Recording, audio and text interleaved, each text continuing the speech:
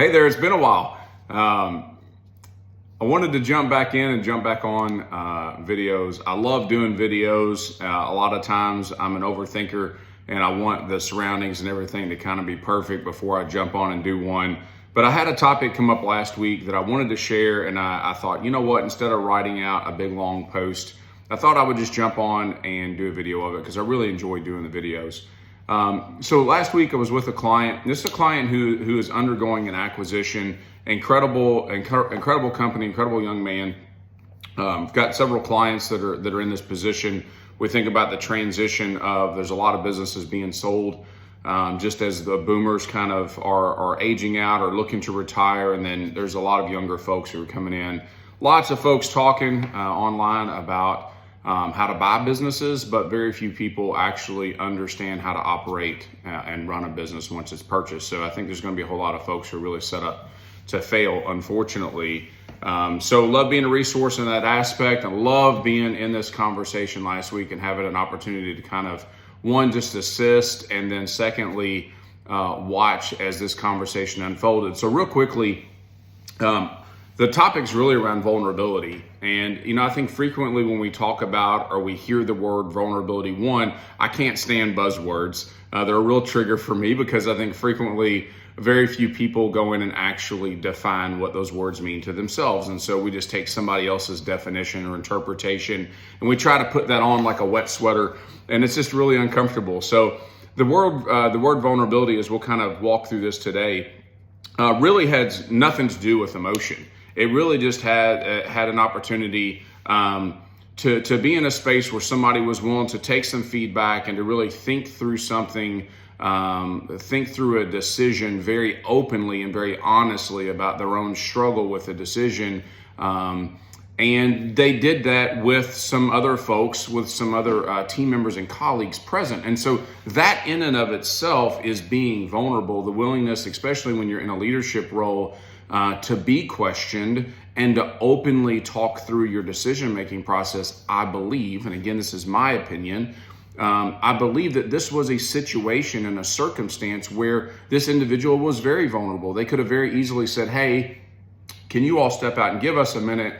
Or they could have looked at me and said, hey, can we take this offline? Can we discuss this later? And there's absolutely a time and a place for that, depending on the topic. But as this individual is working through and walking through an acquisition, what we got to was really a skill deficiency or a skill gap that was going to be created in the business. And so we really walk through and talk through out loud in a very systematic way, which was just some questioning and some dialogue back and forth about the risk benefit or the cost and benefit or pros and cons, whatever terms you want to use there, about this individual actually obtaining this certification and continuing growth in a specific area of the business. Now, when we looked at what the business needs were, it was absolutely fundamentally a need of the business, but this individual openly talked about just the challenges and struggles that he's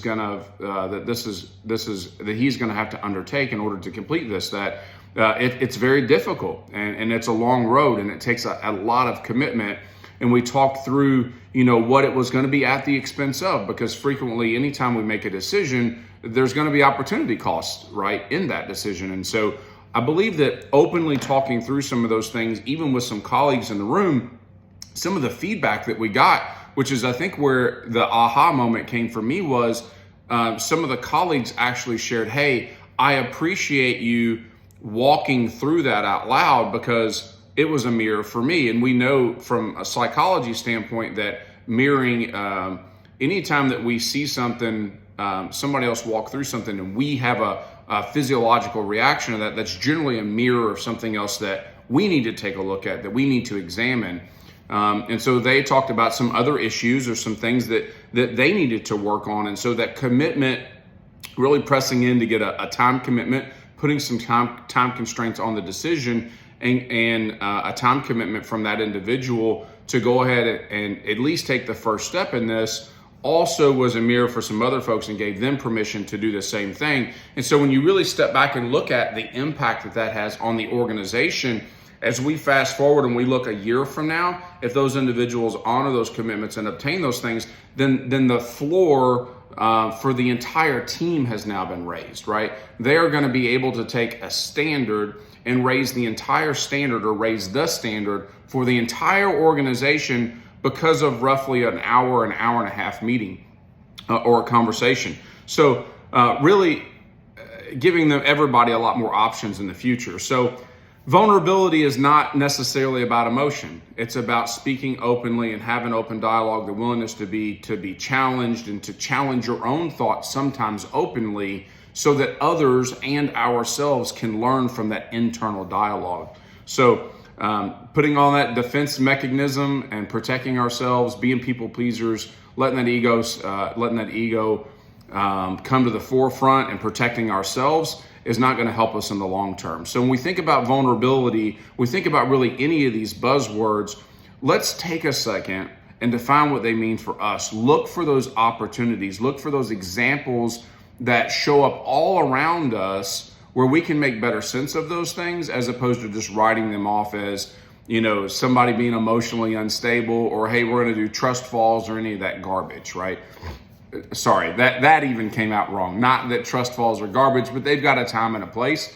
And leadership, as a good friend of mine and mentor of mine, Brett, says frequently that, leadership is messy. And the reality of that is really messy. Running a business, owning and operating and functioning and leading in a business is messy. There's a lot of complexity to it. There's a lot of nuance to it. There's not a whole lot of one size fits all solutions out there. There's none as far as that goes. And so it requires conversation. It requires communication, requires listening. It requires all of these fundamental skills that just, quite frankly and transparently are overlooked a lot in today's marketplace. So I hope that this helps from a vulnerability standpoint. I'd love to hear any feedback that you may have, or any thoughts that you may have around this subject or topic as well. Feel free to email me, send me a message, whatever it may be. But, let's do this better. Let's lead people better. Let's build better teams. Let's build better businesses. Appreciate you guys.